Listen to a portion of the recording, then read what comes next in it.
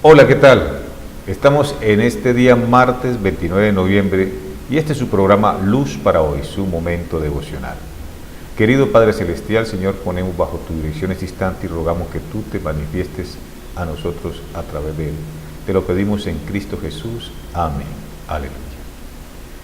Bien, aquí estamos para continuar la temática que iniciamos ayer. Una temática bastante curiosa, bastante particular, le hemos llamado Jesús y sus tres, haciendo referencia particularmente al hecho de que Jesús escogió de los 12 apóstoles a 3 especiales para hacer con ellos un equipo particular. Ese equipo particular llegó a ser considerado el equipo de columnas de la iglesia posteriormente. Cuando la iglesia se estableció, ellos 3 eran considerados las columnas de la iglesia. Estoy hablando de Pedro, Juan y Santiago. Y con Pedro, Juan y Santiago el Señor Jesús vivió algunos momentos que no vivió con los demás discípulos. En su propósito y en su plan estaba eso. Y nosotros vamos a mirar algunos de esos detalles. Ayer estamos viendo el detalle de la transfiguración, cómo los que entran en la intimidad con el Señor, en el círculo íntimo del Señor, pueden ver cosas extraordinarias y confirmar que ese es el Hijo de Dios.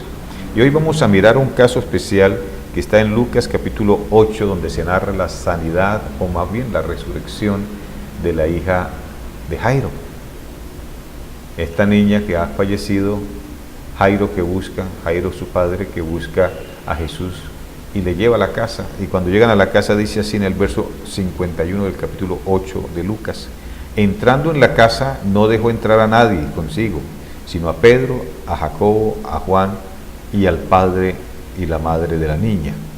Es decir, había una multitud, habían otros 9 discípulos, habían familiares de la niña, pero Jesús solamente ingresó. Con los padres, pues es lógico, es natural, eran los más afligidos, los más afectados y los que tenían más esperanza puesta en Jesús. Y a Pedro, Juan y Santiago. ¿Por qué no a otros, sino a Pedro y Juan y Santiago? Uno puede, sacar conclusiones que desde luego son a partir de las evidencias nomás, no podemos darlas como por ciertas, pero son justificables. Pensar que en aquel instante Jesús necesitaba a hombres de fe a su lado para esta circunstancia. Miren ustedes, la mayoría de la gente estaba llena de dudas, todos estaban afirmando la niña ya está muerta. Cuando el Señor dijo no, ella no está muerta sino dormida, todos comenzaron a burlarse. Entonces no había allí fe, no había convicción de que Jesús podría hacer algo.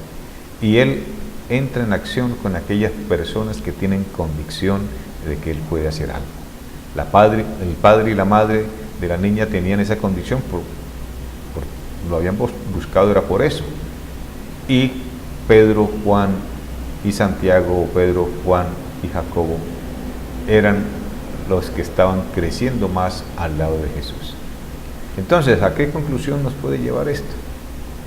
Cuando nosotros logramos entrar en el círculo de intimidad con el Señor Jesús, y que no está separado específicamente para algunas personas especiales, sino que todos podemos aspirar a establecer un círculo de confianza, de intimidad con Jesús a través de nuestra fe puesta en Él, a través de nuestra cotidianidad en Él, de nuestra oración, de nuestra dependencia, de nuestra consulta diaria con Él. Cuando nosotros llegamos a hacer un círculo de intimidad con Jesús, entonces Él nos convoca para que le acompañemos en donde Él obra. Fíjese, esto es muy importante porque nosotros regularmente queremos que Jesús nos acompañe a donde nosotros vamos a hacer la obra. Pero la cosa con los íntimos de Jesús es distinto. Los íntimos de Jesús no le piden a Jesús que los acompañe a donde ellos van a hacer la obra, sino que reciben la invitación de Jesús para acompañarlo en donde Él va a hacer la obra, como el caso aquí de Pedro, Juan y Santiago. Además, eso es una escuela maravillosa. Pedro, Juan y Santiago estaban junto a Jesús, tenían estos privilegios, ver cómo Jesús hacía las cosas, cómo Jesús actuaba, escuchar la oración de Jesús, la forma en que Jesús se comunicaba con el Padre en circunstancias como esta. Qué bendición, qué privilegio y qué aprendizaje para ellos después estar practicando de la misma manera. Así que cuando uno llega a ser del círculo íntimo de Jesús, estar en la presencia de Jesús, uno recibe la bendición, el privilegio de tener lección directa del Señor. ¿Cómo hace el Señor las cosas? Lo podemos ver obrar, podemos aprender de Él y podemos practicar, hacer las cosas como Él las hace. ¡Qué bendición ser del círculo de intimidad, del círculo de aquellos amigos que comparten esa presencia del Señor! Y tú puedes serlo si tú te dedicas en la búsqueda del Señor de todo corazón, si tú creces en tu fe, en tu confianza de que Él es el Hijo de Dios, y si tú dependes cada vez más y más de Él y lo dejas guiarte y lo dejas llevarte y atiendes su voz constantemente, entonces irás ingresando en ese círculo íntimo de Jesús y podrás aprender directamente de Jesús cómo hacer las cosas. Y entre las cosas que aprenderás, entonces te dejamos hoy. No se trata de invitar a Jesús a que nos acompañe a la obra que nosotros vamos a hacer. Se trata de acompañar a Jesús a la obra que Él va a hacer y aprender de Él cómo hacer esas cosas. Qué bendición para hoy meditar en esta palabra. Querido Señor, te damos gracias, Padre, por este momento, y pido, Dios, que tú, Señor, edifiques nuestra vida con esta palabra. Te lo ruego en el nombre precioso de Cristo Jesús. Amén. Quiero convocarles hoy de manera muy especial a que hagamos juntos una oración de intercesión por todos los familiares de estas personas que murieron en el accidente aéreo de la noche pasada.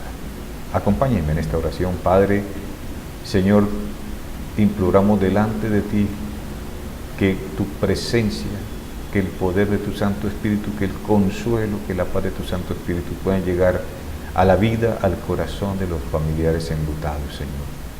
Te pedimos, oh Padre Celestial, que tú puedas sostener ese vigor, ese anhelo de vida en ellos y ayudarles a tomar sabiduría para entender y aceptar las cosas que vienen a sus vidas en este momento, Señor. Te rogamos por aquellos que están heridos, Padre, y pedimos que tú les restaures en tu poder, Señor. Pon tu mano sobre ellos, te lo ruego en el nombre precioso de Cristo Jesús. Amén. Aleluya. Doy gracias al Señor porque he podido tener este tiempo contigo. Le pido a Él que te bendiga ricamente. Que la bendición de Dios Padre, Hijo y Espíritu Santo esté contigo. Que tengas un día precioso donde puedas buscar la presencia del Señor, mantenerte en la presencia del Señor, buscar intimidad con el Señor para poderlo ver obrar y que te unas a esa obra que el Señor está haciendo. Dios te bendiga.